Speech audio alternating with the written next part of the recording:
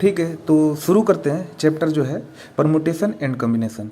तो ये जो चैप्टर है ये बहुत ही प्यारा चैप्टर है। इस चैप्टर का आपका ज्योमेट्री से, ट्रिग्नोमेट्री से, अलजेब्रा से, कोऑर्डिनेट ज्योमेट्री, प्लेन ओलेन, किसी से कोई लेना देना नहीं है। ठीक है, इसमें ये सब कुछ भी यूज नहीं होगा।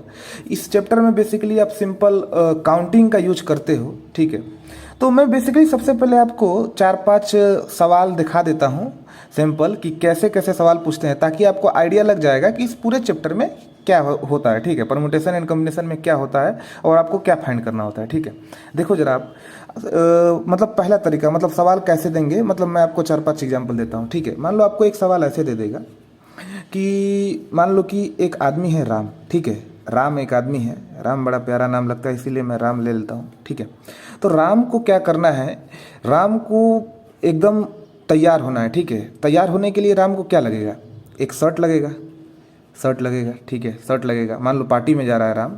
ठीक है, राम पार्टी में जा रहा है तो एक शर्ट लगेगा, एक पैंट लगेगा। ठीक है, एक शर्ट और एक पैंट, और उसके बाद मान लो एक शूज भी लगेगा। हाँ, शूज लगेगा। ठीक है, एक शर्ट पैंट और शूज लगेगा।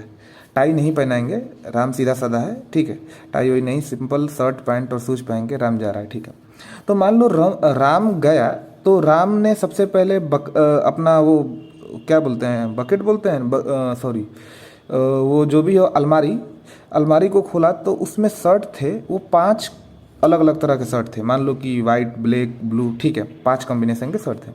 पैंट था वो उसके पास 4 कॉम्बिनेशन का था, एक कॉम्बिनेशन कम था शर्ट से। ठीक है, 4 ही कॉम्बिनेशन का था।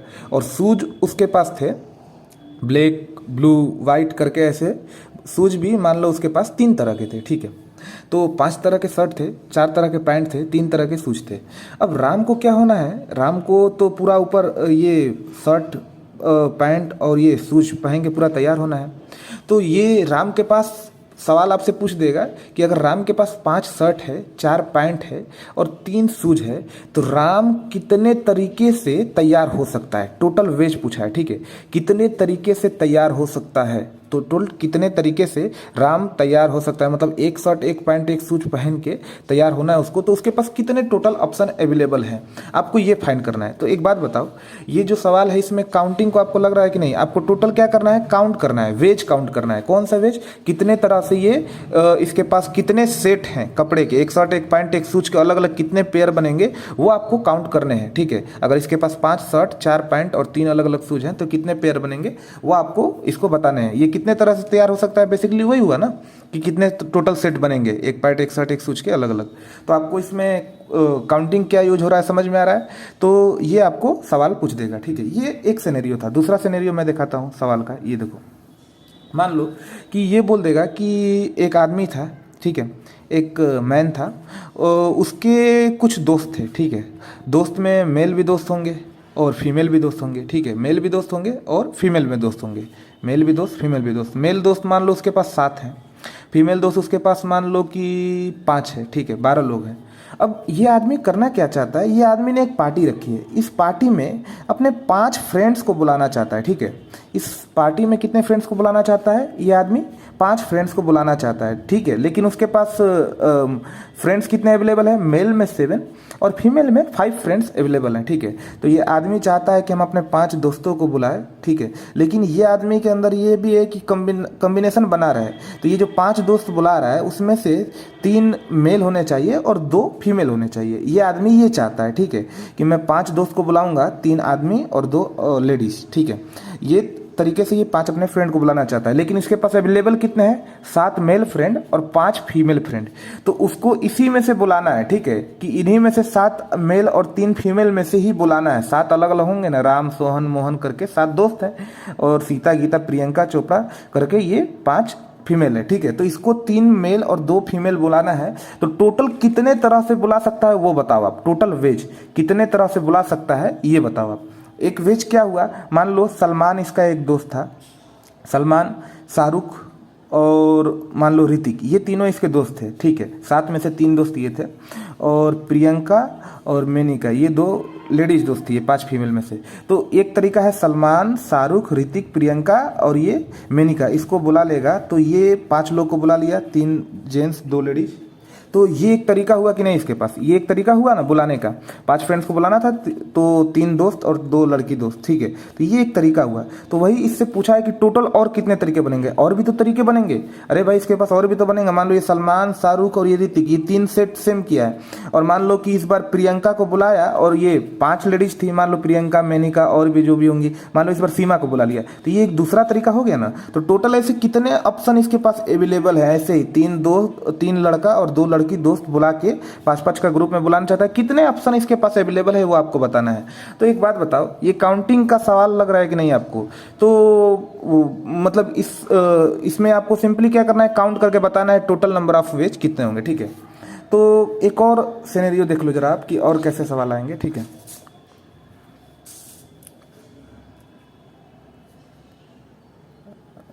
तो और मैं बताता हूँ, मान लो कि एक तीसरा सिनेरियो देखो आप, ये सवाल दे देगा कि मान लो कि 4 बच्चे हैं, ठीक है, 1 2 और 3 और 4 बच्चे हैं आपके पास, और 4 बच्चे हैं और आपके पास क्या है, 10 टॉफ़ी है। 10 कौन सा टॉफ़ी है, एल्पेनलीबे का टॉफ़ी है भाई, 10 एल्पेनलीबे का टॉफ़ी है आपके पास, 10 ठे। आपको करना क्या है, ये जो पहला, दूसरा और तीसरा और चौथा बच्चा है, इन्हीं चारों बच्चों में आपको ये 10 टॉफ़ी बांटना है, ठीक है। इस प्रकार से बांटना है कि हर एक बच्चे को कम से कम 2 टॉफ़ी तो मिले ही मिले, 2 टॉफ़ी, 2 टॉफ़ी हर एक बच्चे को मिले ही मिले, ठीक है। टॉफ़ी हर एक बच्चे को कम से कम 2 टॉफ़ी मिलना ही चाहिए। तो आप बताओ कि टोटल नंबर ऑफ वेज कितने हैं बांटने के, ठीक है। अब जरा आप समझना कि मैं कहना क्या चाहता हूँ। मान लो कि ये पहला दोस्त आपका होगा जैसे राहुल, ठीक है, दूसरा दोस्त हो गया मनोज, तीसरा हो गया मान लो ऋतिक, और चौथा हो गया मान लो सलमान। तो ये RMH और S, ये 4 दोस्त हैं आपके, मतलब 4 लड़के हैं। आपके पास 10 एल्पेनलीबे टॉफ़ी बांटना है, ठीक है। तो हर एक को कम से कम 2-2 तो मिलना ही चाहिए, ठीक है, 2 से कम नहीं मिलना चाहिए। तो मान लो आपने राम को 2 दे दिया, मोहन को 2 दे दिया, ये ऋतिक को 2 दे दिया, और इसको पूरा का पूरा 4 दे दिया ये सलमान को। तो ये आपके पास एक तरीका है कि राम को 2, मोहन को 2, ऋतिक को 2 और श्याम को 4 दे दो, तो ये 10 टॉफ़ी आपने दे दिया, हर एक को कम से कम 2 मिला है, तो ये एक तरीका हुआ, ठीक है।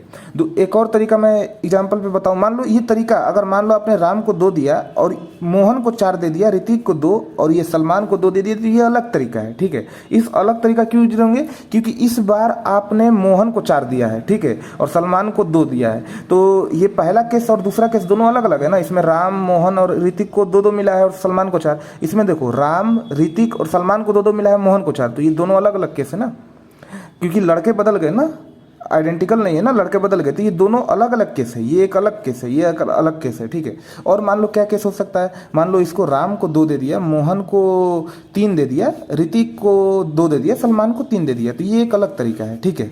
हो गया ना, सबको 2-2 और टोटल 10 भी टॉफ़ी हो गए, तो ये एक अलग तरीका है। तो ऐसे ही टोटल कितने तरीके बनेंगे, अगर मेरे पास 10 एल्पेनलीबे है और हर एक को कम से कम 2-2 देने हैं और ये सब में बांटने हैं, तो टोटल कितने ये तरीके मेरे पास है। ये 3 तरीके तो मैंने आपको एग्जाम्पल के तौर पर यहाँ पर दिखाया है। समझ में आ रहा है आपको सवाल में क्या करना है, क्या पूछा है, ठीक है। अभी आप इसके फेर में मत रहना कि कैसे करेंगे, अभी आप मतलब ज़्यादा सोचने की जरूरत नहीं कि 10 एल्पेनलीबे का क्या करेंगे, हो जाएगा व्यवस्था इसका कि कैसे बांटना है। अभी आप जब आप आगे कुछ रूल पढ़ोगे, फंडामेंटल रूल होता है काउंटिंग के 2 कि कैसे अपन यूज करते हैं, तो वो आपको फिर धीरे धीरे आगे चल के ये बिल्कुल आसान सवाल लगेगा, ठीक है। तो और ये एक तरीका हुआ। मान लो एक और सिनेरियो देखते हैं, आपको ऐसे बोल देगा कि अपने को एक 3 डिजिट का नंबर बनाना है, ठीक है। अपने को क्या करना है कि एक देखो आप एक 3 डिजिट का नंबर बनाना है, ठीक है। 3 डिजिट का नंबर, थोड़ी जरा इसको एडजस्ट करते हैं, ठीक है।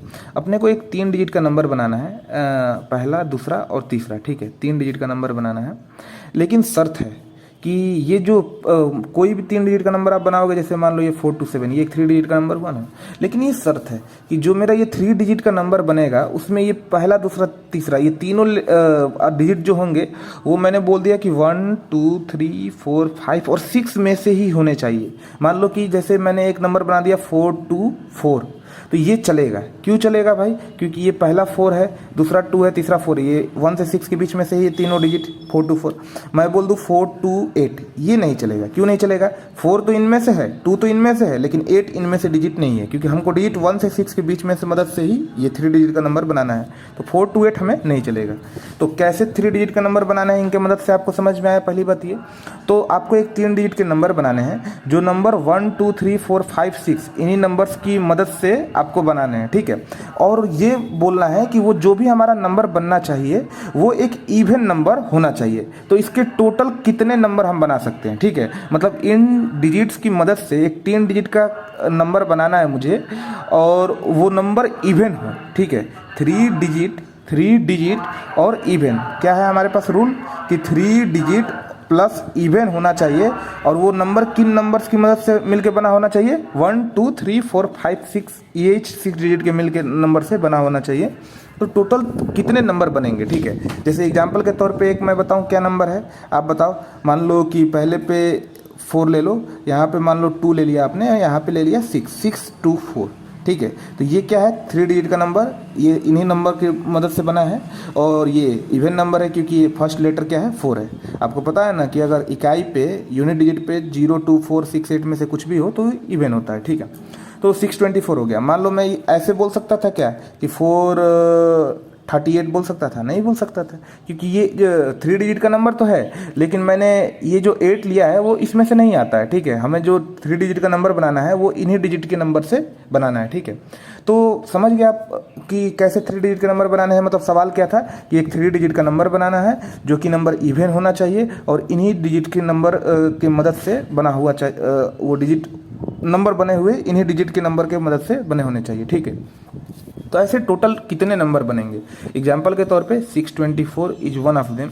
मान लो कि 124 is one of them.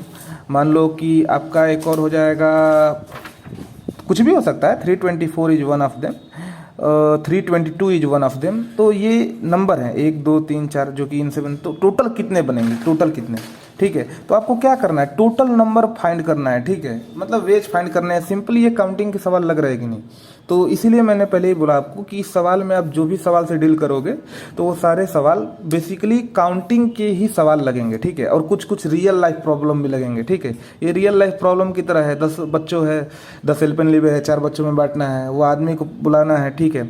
7 ladies दोस्त हैं, जेंट्स दोस्त हैं, 5 फीमेल दोस्त हैं, तो अलग तरीके से राम को तैयार होना है। तो आप ये मतलब मैच कर सकते हो कि इसमें बहुत सारे सवाल आएंगे, और भी ढंग ढंग के अलग अलग तरह के सवाल आते हैं। रियलिस्टिक प्रॉब्लम कि एक ट्रेन है, इतने स्टॉपेज पे रुकना है, इस पे नहीं रुक सकता, ये नहीं हो सकता, ठीक है। तो आपको बिल्कुल जो भी दिखेगा सब काउंटिंग, टोटल काउंटिंग करके वेज ही बताना है। अंत में टोटल कितने बनेंगे केस, ठीक है। वेज टोटल कितने वेज बनेंगे इसके, टोटल कितने सेट बनेंगे इसके, आखिरी में आपको काउंट करके वेज बताना है, ठीक है। तो बेसिकली अपन इस परमुटेशन कॉम्बिनेशन में पूरा यही सब काउंटिंग के सवाल पे ही जाएंगे, ठीक है। इसका हमें ज्योमेट्री, एलजेब्रा, ट्रिग्नोमेट्री, ठीक है, इन सब से कोई लेना देना नहीं है।